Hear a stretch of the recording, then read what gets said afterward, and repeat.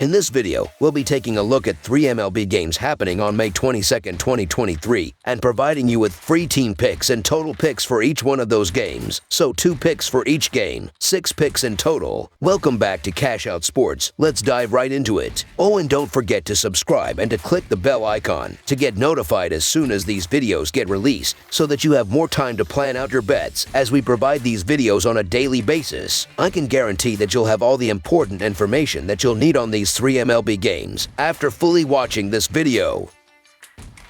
One more thing before we start. If you would like to gain access to our best exclusive sports picks to take your journey to the next level, then check out our Patreon in the link down below, where we offer our best single picks, parlay picks, and much more. Now let's get started.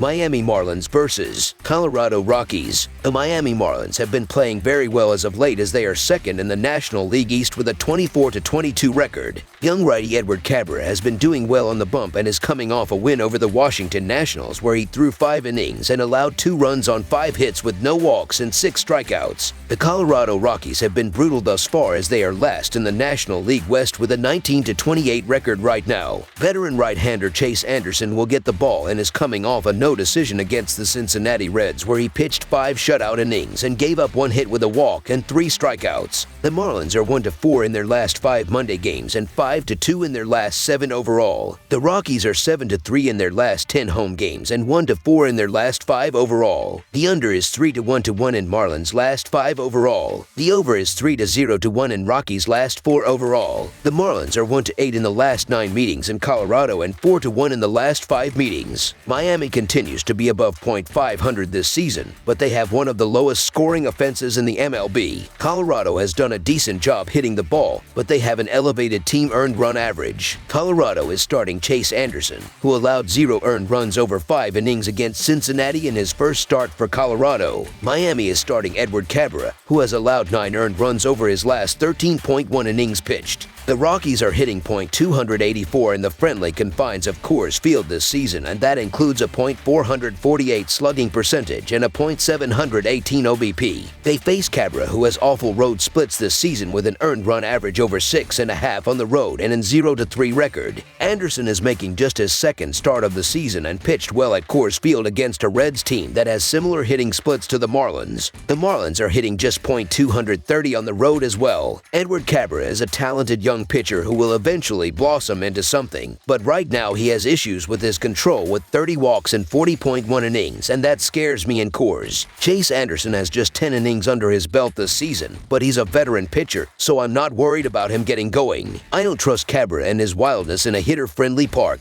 so the Colorado Rockies money line is our full game side pick. Cabrera has an earned run average approaching 7 on the road and a hard hit rate pushing past 40%. Hard hit balls in Colorado tend to find their way to the seats or for extra bases. The Rockies are averaging nearly 7 runs per game in their last 10 home games and are hitting over .280 at home for the season. While Anderson pitched well in his opener for the Rockies, his career numbers are far less than impressive, and he struggled pitching in the Great American Ballpark in Cincinnati last year for the Reds, another of baseball's top 3 hitting parks, along with Coors Field and Fenway Park. Expect some fireworks in Game 1 between these 2 teams. I like this game to shoot past the total on Monday night. Over the projected total is our full game total pick.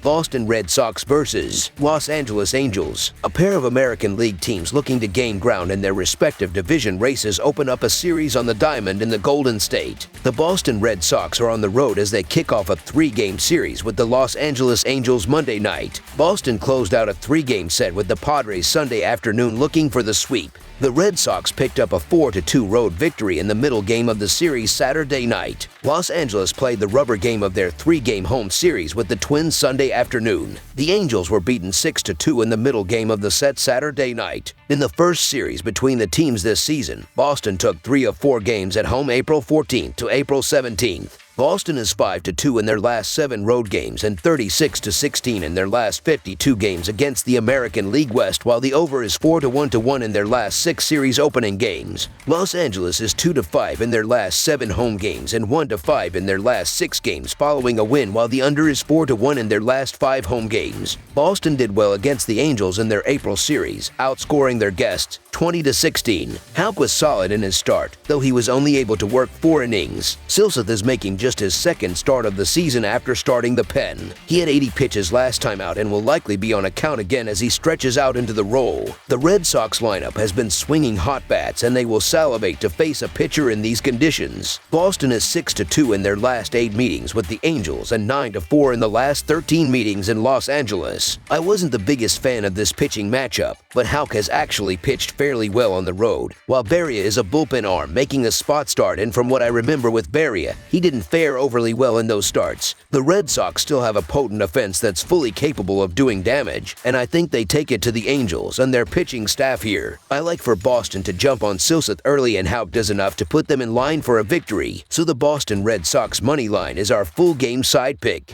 Boston has seen the over post a 30-15-1 record in their 46 games entering Sunday's action. The Red Sox are third in runs per game as they average 5.61 per contest this season, and that drops down to 5.1 runs per game away from Fenway Park. Boston has an average total of 10.72 runs per game on the year, and that falls to 9.7 runs per game on the road this season. Los Angeles has seen the under go 22-22-3 in their games entering Sunday's game. The Angels are 8th in the majors by averaging 5 runs per game, a number that rises to 5.33 runs per game at home. Los Angeles has an average total of 9.89 runs per game, and that bumps to an even 11 runs per game at home. With 2 suspect pitchers on the mound here, look toward a high-scoring affair in this contest. Over the projected total is our full game total pick.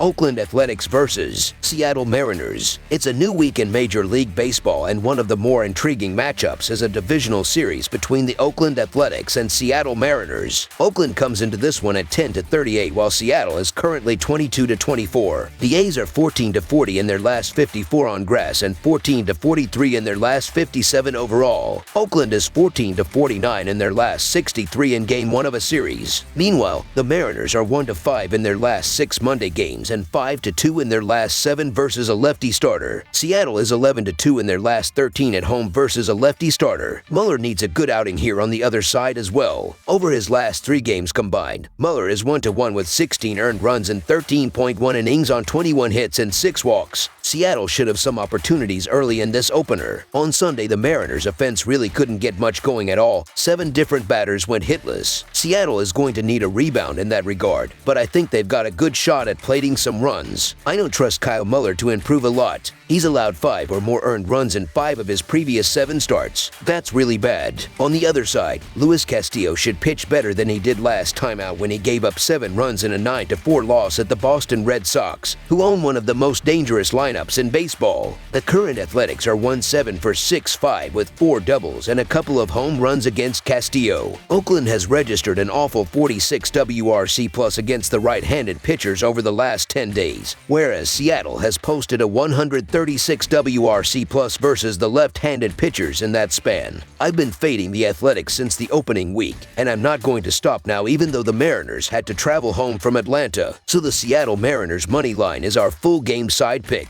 One thing that's working against our play on the Athletics is that Castillo sees his earned run average and WHIP drop when pitching at home. Those numbers are 2.52 and 0.84, respectively. Also, opponents are hitting just .192 against him over 35.2 innings pitched at T-Mobile this season. So, I wouldn't be surprised at all if he bounces back and throws a gem here against the lowly A's. With that being said, I still have confidence in the play above based on the Mariners' poor offensive performance this season. They're just 29th in team batting average and 26th in OPS this year. Those numbers actually get worse when facing left-handed pitching, which Kyle Muller is a southpaw. They're 29th in average and 28th in OPS against LHP. This game has underwritten all over it. Let's sit back and root for pitching and defense in this series opener. Under the projected total is our full game total pick. That's all for now, so if you have any other games you would like reviewed, then leave a comment down below with the game you would like analyzed. Subscribe to our channel, leave a like on this video, and we'll get to it as soon as we possibly can. We would also love to hear your opinion on the picks presented to you in this video, whether you agree or disagree with them, so leave a comment down below and do let us know.